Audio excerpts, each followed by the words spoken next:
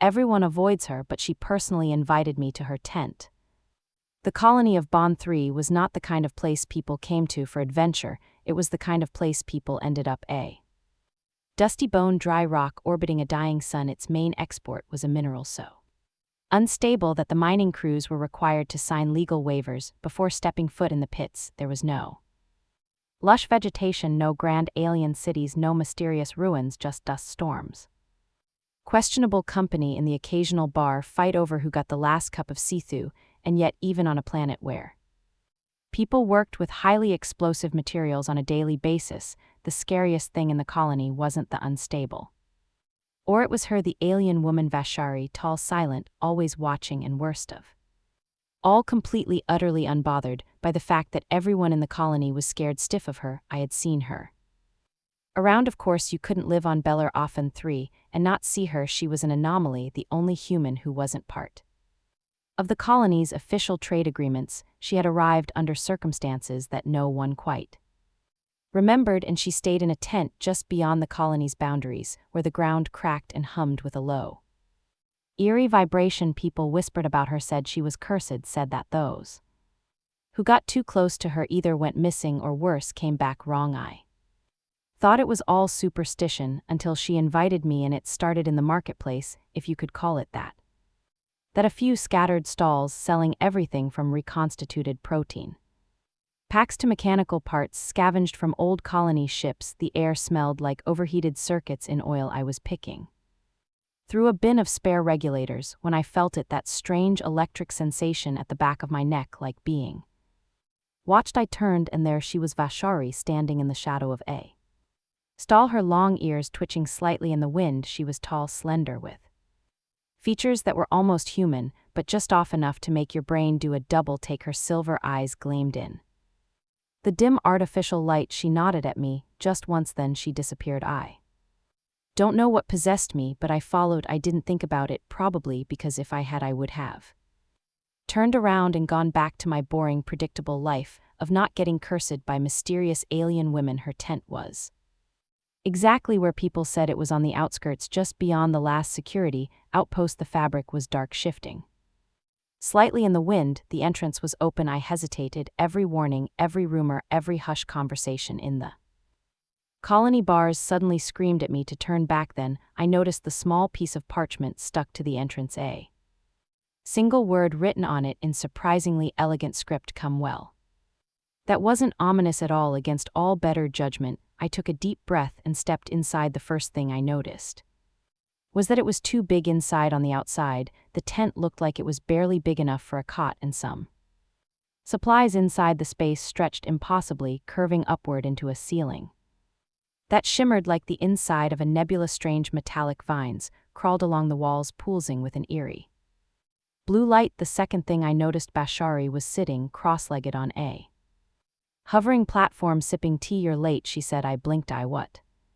She gestured vaguely, as if this explained everything. "You're late for what?" She sighed, setting down her cup. "For being nosy and walking into a place you shouldn't be. That's what humans do, isn't it?" "Okay, fair point." I glanced around, trying to ignore the unsettling way the walls breathed. "Look, if this is some kind of elaborate scam, I should tell you I'm broke, and not the I can borrow a few credits kind of broke, but the my landlord will absolutely eject me into the atmosphere if I miss another rent cycle kind of broke." Bashari chuckled. "Money means nothing here. Great, so this is a cult thing." "Not a cult thing. Sounds like a cult thing." She leaned forward, her expression suddenly serious. "Daniel Holt, exobiologist, last surviving member of the Vega 7 excavation incident, assigned to Bellin 3 under less than ideal circumstances, fond of bad coffee and worse decisions." I froze. "How do you know all that?" She tapped her temple. "I listened to what my emails to things beneath," she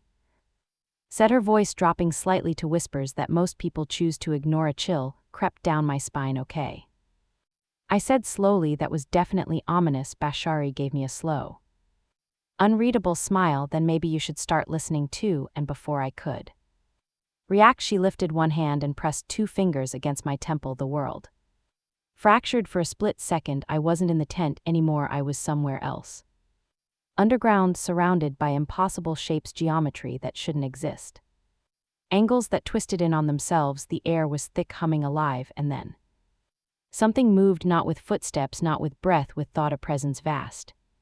And ancient, and so hungry it turned toward me. I felt it see me, and then I was back in the tent, gasping, my knees buckling beneath me. Vashari caught me before I hit the floor. Now you understand, she murmured. I clutched my head, trying to force the memories back into something comprehensible. What was that something your people should not have woken, she said, her voice softer now. Outside, the wind howled the ground beneath us gave the faintest, most imperceptible shudder. I looked up at her.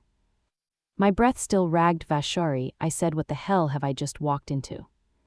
She smiled. Something much bigger than you. I stumbled out of Vasari's tent like a drunkard on leave, my brain still spinning from whatever the hell she had done to me. My head pounded, my legs felt like jelly, and somewhere deep in my skull, a whisper of something ancient coiled itself into my thoughts, leaving a cold, lingering presence. The colonies.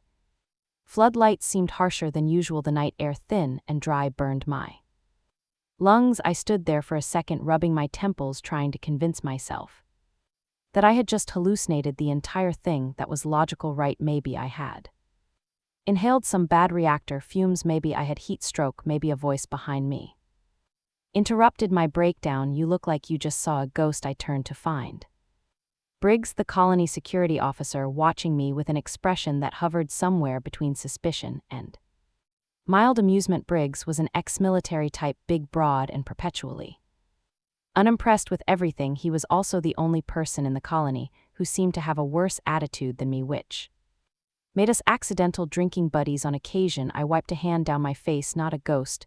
Then what I opened my mouth considered saying, an eldritch horror from the depths of the planet has now marked me for reasons I do not yet understand, and instead settled on just needed some air. Briggs snorted, right, and I'm the Emperor of Mars. He crossed his arms. You were in her tent, weren't you? I hesitated. Maybe you an idiot, Holt. Probably. Briggs sighed, rubbing his temples. Look, man, you don't mess with her. Nobody messes with her. We all agreed on this. I squinted. Did you all have like a town meeting about it? Pretty much. Did you vote? We didn't have to, he grumbled. Some things are just common sense. Well, I said, rubbing my temples. Good news, I seem to lack that. Briggs sighed, the deep, long-suffering sigh of a man who was this close to walking away and letting me ruin my own life. Then unfortunately he decided to actually try to help. All right, he muttered, come on, let's get you a drink before you start drooling on yourself. The colony's bar, if you could call it that, was a small, rusting prefab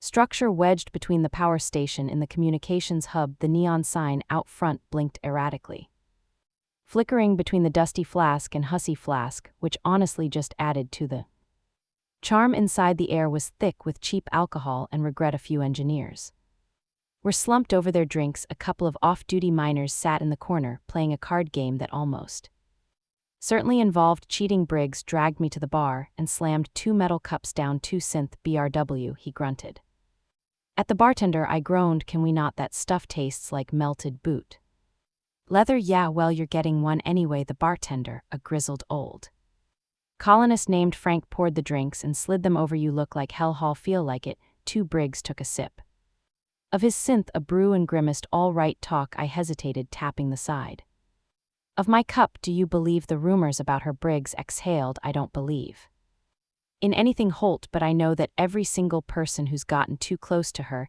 has ended up missing or wrong. You ever seen Henriksen? I frowned. The guy who left on the last supply ship. Yeah, you notice he wasn't talking much before he left. Yeah, I just figured he didn't like me. He didn't talk to anyone, Briggs said, lowering his voice, because when he did, things came out of his mouth that weren't words. I blinked. What kind of things? Briggs just shook his head. Sounds, shapes, echoes, whatever Vashari did to him. He wasn't Henriksen anymore. He just smiled a lot, gave everyone the creeps. I swallowed hard. I thought about the way Vasari's fingers had pressed against my temple, the visions, the thing beneath the ground. I thought about how my skin still felt cold where she had touched me. Briggs studied my face, then sighed. You already screwed yourself, didn't you? Maybe a little, he groaned. For F, look, just don't go near her again. All right, whatever you did, whatever she did, just let it go. I nodded, but I wasn't really listening anymore, because outside, just beyond the bar's entrance, Vashari was standing in the shadows watching me.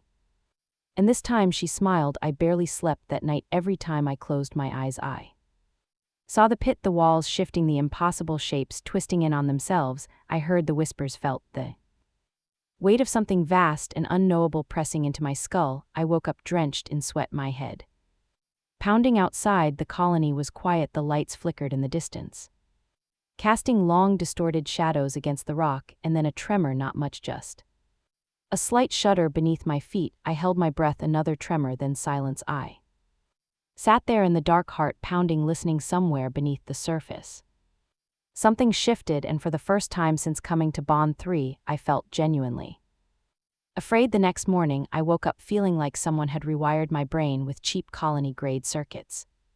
Everything was too loud: the hum of the colony's generators, the distant clang of mining drills, the buzz of my own thoughts. I sat up in bed groaning and rubbed my temples. My head still felt full, not with thoughts, not with dreams, with something else, something fast, something patient. Not good, I muttered, very not good. I needed coffee. I threw on my jacket, staggered outside, and made my way to the colony's only cafe, which was less a cafe and more a shipping container with a vending machine inside. 3 things happened before I could take my first sip of coffee. 1, I tripped over a loose panel in the flooring and nearly face planted into a supply crate. I played it off like I meant to do that. No one was impressed. 2, the sky turned a weird shade of purple for exactly 7 seconds, which no one seemed to notice except me. That's probably fine. 3, Briggs stormed into the cafe looking like he had just lost a fight with a particularly angry mining drone. Morning, I said cautiously. Briggs ignored me and slammed a data tablet onto my table. Tell me what you see. I blinked down at the screen. It was a seismic report from the colony's monitoring station. Okay, I said slowly. I see a lot of numbers and a very scary graph. Keep looking. I squinted. The report showed a series of tremors over the last 12 hours, small at first, then increasing in strength. At the bottom of the report, in bold red letters, was the phrase, unknown source, unknown origin, unnatural movement. Okay, I said, my stomach twisting. That's not good. No, it is not, Briggs said, rubbing his face. You know what else is not good? The fact that these tremors started the exact moment you walked out of her tent last night. I froze. Now, Briggs continued, his voice dangerously calm. I know I told you not to get involved with her, and I know you're dumb.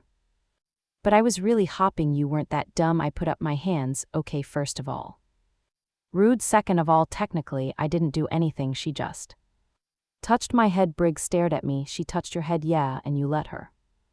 Well, I didn't exactly have a choice. Briggs groaned. Oh, for do you have any self-preservation instincts? Apparently not. We both sat there in frustrated silence. Finally, I sighed and leaned back. All right, South, worst case scenario, what are we looking at? Briggs drummed his fingers on the table. Best case, just a weird geological anomaly, and worst case, something is waking up under our feet. Later that day, I found myself standing at the colony's perimeter, staring out toward Vasari's tent. It sat there untouched, the fabric rippling gently in the wind. The ground around it looked different, not wrong exactly, but off. The dirt had shifted, the cracks in the ground seeming wider than before. I took a deep breath, then another, and then, because I am an absolute idiot, I started walking. The inside of the tent felt even stranger this time. The walls weren't just shimmering, they were moving like ripples across the surface of deep water. The air hummed softly as if something massive and unseen was breathing just beyond my perception. And in the center of it all, Vashari sat cross-legged waiting for me. You came back, she said. I folded my arms against my better judgment. She gave me that same unreadable smile. You have questions? Several, actually. First of all, what did you do to me? She tilted her head. I opened a door. Okay, cool, great, love that. And what exactly is on the other side of that door? She studied me for a long moment, then she said very quietly something old. A chill crept down my spine. You felt it, she murmured, didn't you? I swallowed hard. The tremors, they started after I trailed off, rubbing my temples. After whatever you did to me, she nodded, because it knows you now. I exhaled sharply. Okay, see that right there? Not comforting. Comfort is a luxury you no longer have, she said simply. I groaned and dragged a hand down my face. Look, just tell me what's happening. No cryptic riddles, no weird mystical nonsense, straight answers, Vashari Considered me then finally she sighed, and stood the colony built itself on a wound she said I frowned a wound a tear. A fracture in the fabric of things your people dug into the earth without knowing what lay beneath a cold feeling. Settled in my stomach and what does lie beneath Bashari's silver eyes gleamed. Something that was meant to stay buried outside the wind picked up the ground shuddered beneath my feet, just for a second, just enough for me to feel it. I took a slow measured breath. Okay, I said. So what do we do? Vashari smiled. I threw up my hands. Oh, don't do that, don't. Act all mysterious like you don't already know I'm involved in this, she chuckled. You are a strange human, Daniel. Holt, yeah, well, I get that a lot. She tilted her head slightly. You truly wish to help, not particularly, I admitted, but I also don't want to get eaten by some cosmic nightmare, so yeah, I guess I'm in. Bashari nodded. Then there is one more thing you must see, I sighed. Oh great, because the last thing you showed me wasn't terrifying enough. She reached out a hand. I stared at it, then very slowly I reached out and took it, and the world fell away the moment I touched Vasari's hand. Reality twisted, not in a dramatic world-shattering way, no screaming voids or instant existential horror, but in the way that a floor suddenly isn't where you expect it to be. My stomach dropped, my vision blurred, and then I was somewhere else. A cavern, no. Not a cavern, that word felt too small, too human. This place was vast. The ceiling stretched up so high that it disappeared into blackness. The walls shimmered with strange iridescent light. The air smelled old, not stale, not musty, just old, like something that had existed long before humans ever thought to measure time. The strangest part, it wasn't underground. The moment my feet touched the ground, I knew this place wasn't physically beneath the colony. It felt somewhere else entirely, existing outside the normal coordinates of space. Okay, I said, swallowing hard. That was a hell of a shortcut. Bashari, standing beside me, smiled faintly. Your mind is adjusting. Well, yeah, well, let's see how it feels. About a nervous breakdown in 10 minutes, she stepped forward, her bare feet making no sound against the smooth obsidian-like ground. This place, she said, gesturing around us, is the threshold, the space between. Between what exactly? She turned, fixing me with that eerie silvery stare. Between what is real and what should not be. I let out a long, slow breath. Right, cool, so we're in a cosmic waiting room, love. That Vashari ignored me and pointed ahead.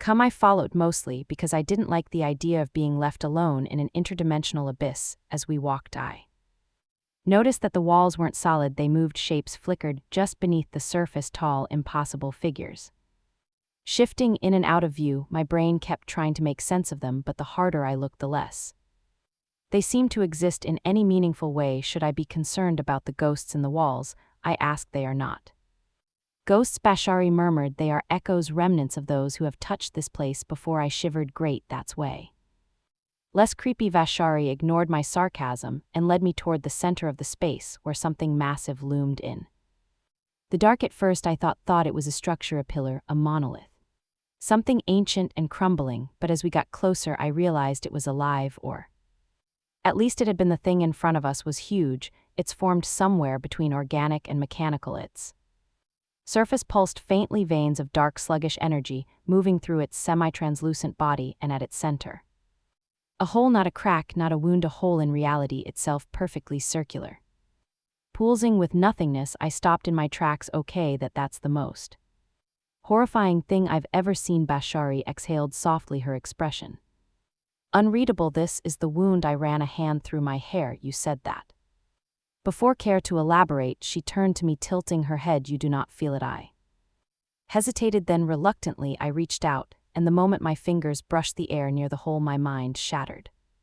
Flashes, visions. I saw a world that was not a world, cities that spiraled upward and inward, folding into themselves like living things, skis made of liquid shadow, oceans of suspended time. I saw creatures with too many limbs and not enough faces, watching from the edges of existence.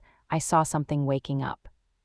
Something beneath the colony, something vast. I snapped back into my body with a strangled gasp, stumbling backward. Vashari steadied me, her grip surprisingly firm. Now you understand. I took several deep, shuddering breaths. What the hell was that? The truth, she murmured. Your people built their colony at top of place that was never meant to be touched, a place where the walls of reality are thinner. I swallowed hard, and the thing under us. Bashar's eyes Darkened, it is not a thing, it is a remnant, a fragment of something that once existed beyond what you call the universe. A heavy silence stretched between us. Finally I exhaled. Okay, so just to recap, the colony is sitting on cosmic quicksand. There's a hole in reality leaking bad vibes, and something ancient and probably evil is stirring beneath us. Yes, I pinched the bridge of my nose. And you, where do you fit into all this? Vashari hesitated, then softly she said, I am a guardian of sorts. I blinked. A guardian? My people have always known of this place, she said. We have existed alongside it, ensuring it remains sealed.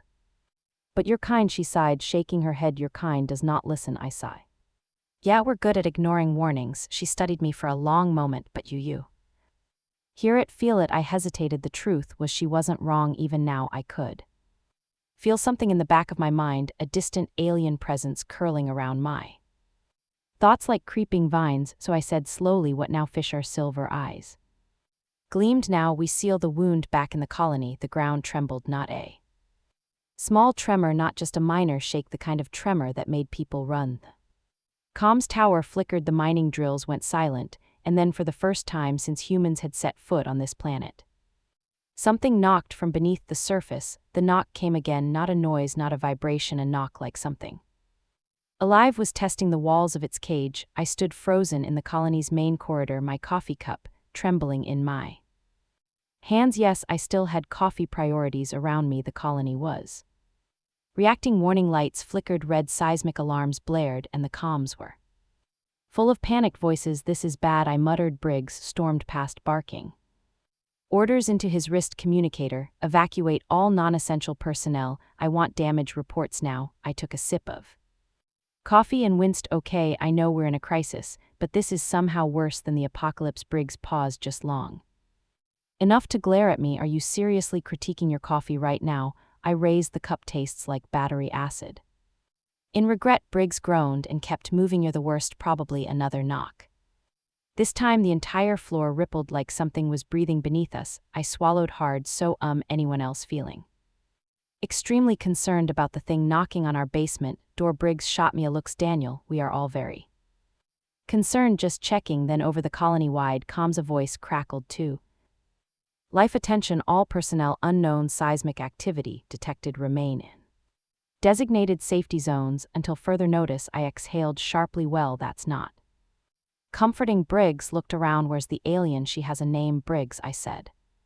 Fine, where's Vashari? Right on cue. The colony doors hit open and she stepped inside. Vashari looked annoyingly calm for someone who had just walked into a collapsing colony. Her silver eyes flick to mine, then to the trembling floor beneath us. It has awakened faster than I expected. Yeah, that happens when you live on top of cosmic nightmares, I said. Briggs crossed his arms. Can we stop it? Vashari tilted her head. Perhaps. Briggs pinched the bridge of his nose. Perhaps. Vashari gave him a calm, serene look, the kind of look that meant you are very small, and I am very old, and I will not be rushed by your human impatience. Briggs looked ready to explode. I patted his shoulder. Welcome to my world, buddy. He exhaled through his nose. Fine, what do we need to do? Vashari gestured for us to follow her. Come, I will show you. She led us deep into the colony, down through the maintenance tunnels, past abandoned storerooms, into the areas where even the engineers didn't like going. By the time we reached the lowest sector, the air felt different, heavier, charged. Briggs shifted uncomfortably. Is it just me, or is the gravity weird down here? Not just you, I said. My limbs felt slower, like the space around us wasn't quite aligned with the rest of the colony. Vashari finally stopped before a large reinforced door, a door that should not have been here. It wasn't part of the colony's construction. The metal was older, darker, covered in unfamiliar symbols that hummed softly. When I looked at them too long, I took a cautious step forward. This is not human. Ma Bashari nodded. This is where the wound is weakest. Briggs gave me a sharp look. What? Touched the creepy alien stuff, didn't you? Maybe. Briggs sighed. Of course you did. Vashari gestured to the symbols. Place your hand here. I hesitated. This won't fry my brain, will it? Vashari tilted her head. Unlikely, not the answer I was hoping for. Briggs clapped me on the shoulder. Good luck, buddy. I shot him a glare. If I die, I'm haunting you specifically. I took a deep breath, and then with very poor life choices, I placed my hand on the door. Instantly, the world shifted. Crackled the ground beneath me, falling away, and suddenly I was somewhere else. I was standing in a void, staring at something so big my brain refused to process it. Not a creature, not a thing, a presence. It loomed at the edges of existence, shifting in and out of focus. Its shape impossible to comprehend, and then it saw me. A voice like 1,000 whispers slithered through my thoughts. "You're not what was promised." I swallowed hard. "Yeah, I get that a lot. You are fragile again, a common opinion, yet you have touched the wound." I exhaled. "Look, I don't know what you are. I don't know what's happening, but I do know one thing." I steeled myself. "You don't belong here." A long silence, then the thing laughed and the world collapsed inward. I was falling, or maybe I was standing still, and the universe was falling around me. Either way, it sucked the world, if you could even call it, that was collapsing in on itself, spiraling inward like a black hole made of liquid shadows and bad decisions. The presence, the thing, loomed over me, watching its shape constantly shifting, as if it couldn't decide what kind of nightmare it wanted to be. I had the very distinct feeling that I had annoyed it. "You are small," the voice rumbled, slithering through my mind like cold fingers in the dark. "You do not understand." "Yeah, that's kind of my thing," I said, trying very hard not to panic. "Not understanding, making poor choices, and surviving by pure dumb luck." The presence laughed, "And let me tell you, nothing has ever made me want to immediately cease existing more than hearing an eldritch entity find something amusing. Luck will not save you." "Well, it's gotten me this far," I muttered. The air rippled. The darkness around me tightened, pressing against my mind like a vice. "You stand at the fracture." I gritted my teeth. "Yeah, I got that part. The whole cosmic wound thing really nailed it." The thing moved. Or maybe it didn't. Maybe I was just becoming more aware of how much it had always been there, lurking just beneath reality. "Your kind built a home where one cannot exist. Well, in our defense, the real estate market is brutal." A pause, then in a voice like grinding stone, "You mock me." I swallowed, a little. A long silence. The weight of its attention pressed down on me like a planet's gravity, suddenly deciding I should be significantly flatter. I was about to die, and then something snapped. The darkness shattered. Light exploded around me, a rush of color and sound like the universe had just rebooted itself. I was somewhere else. Flat ground beneath my feet, the hum of machinery in the air, the familiar sterile metal corridors of the colony. I gasped, stumbling backward, and Vashari caught me. "You're back," she said, voice calm as ever. I stared at her. "What the hell just happened?" She tilted her head. "You touched the wound." "Yeah, I gathered that. What I don't get is how I'm still breathing." Bashar's silver eyes flickered. "You resisted it." Briggs, standing nearby, let out a sharp breath. "Holy hell, Holt. You were out for like a minute, and I thought your brain had exploded." I rubbed my temples. "Feels like it did." Briggs crossed his arms. "So what did you see?" I hesitated. The memory of the thing still lingered like a smudge in my mind that wouldn't quite wipe away. "It spoke to me. I admitted, said we shouldn't be here, that the colony can't exist here." Briggs exhaled through his nose. "Great love, that's super comforting." I looked at Vashari. "You said we had to seal the wound." How she studied me for a long moment. "There is a way, but it will not be easy." Briggs sighed. "Because nothing ever is." Vashari ignored him and turned to me. "The entity beneath us is bound by the remnants of an ancient seal. But time has weakened it. It must be reinforced." I frowned. "And I'm guessing that reinforcing it requires more than duct tape in positive thinking." She blinked. "Yes, had to ask." She gestured to the strange symbols on the door. "You are already connected to it. You must act as the conduit." I froze. "Whoa, hold up. You are already tethered to the wound." She said. "It knows you. That is why you can still hear it." I could still hear it. A distant whisper in the back of my thumb, thoughts shifting just beneath the surface of my mind. Briggs threw up his hands. "Okay, but does it have to be him? He's not exactly the most responsible." "I'm right here on." I said. Vashari gave me a look. "It must be him." Briggs grinned.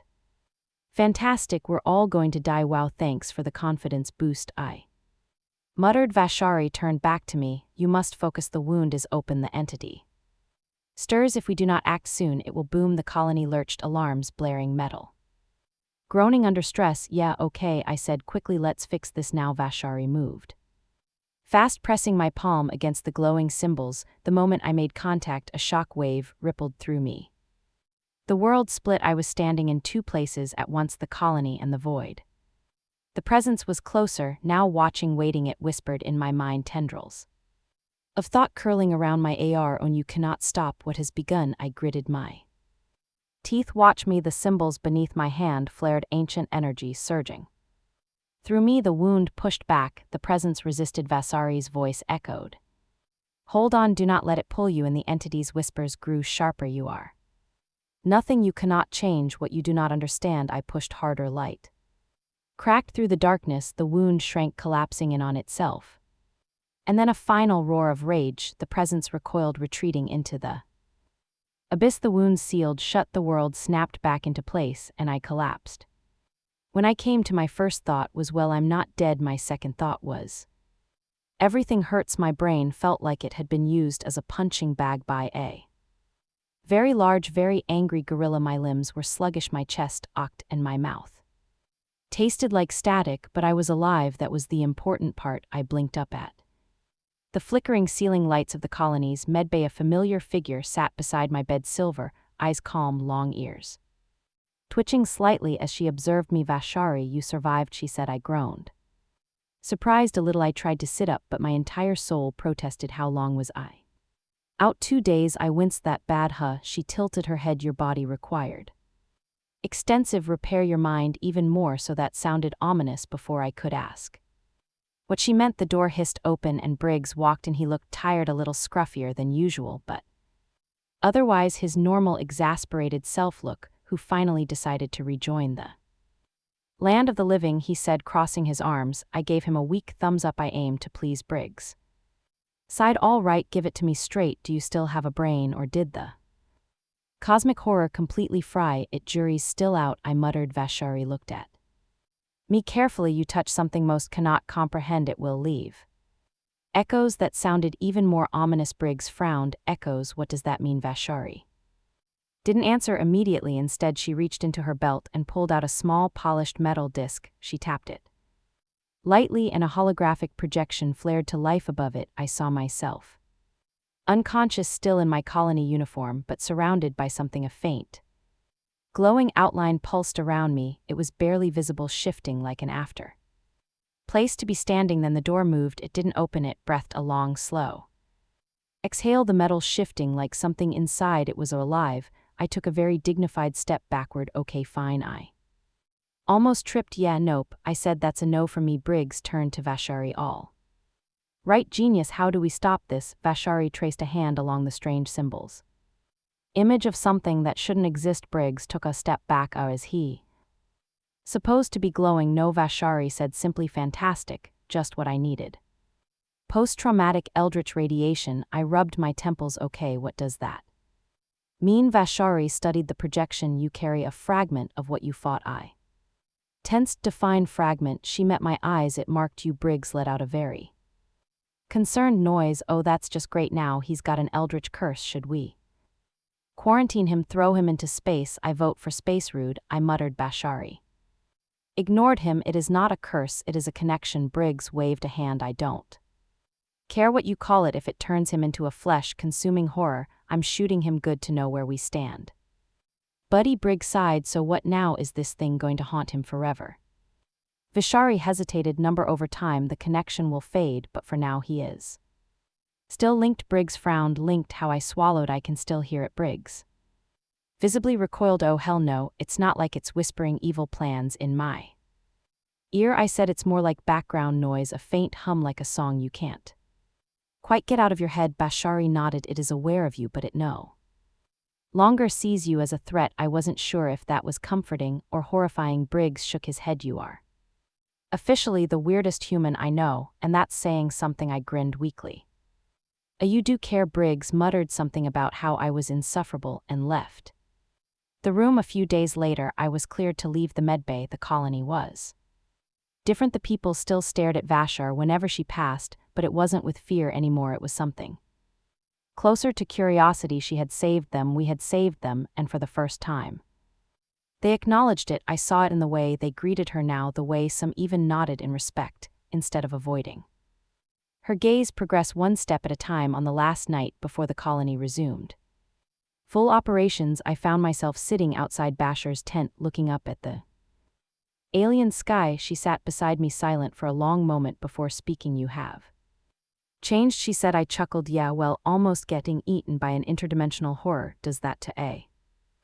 Guy, she tilted her head. Not just that you see the world differently now. I exhaled. I don't think I have a choice. I could still feel the faintest hum in the back of my mind, a whisper of something old and vast lurking just beyond my understanding, but it wasn't a threat anymore. It was just there. Vashari studied me. You are not afraid. I thought about that. No, I admitted. I guess I'm not.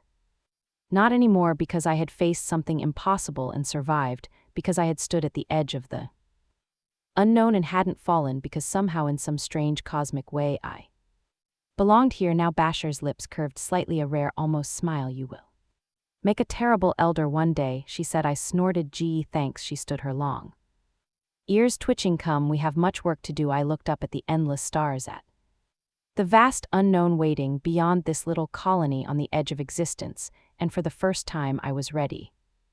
The end.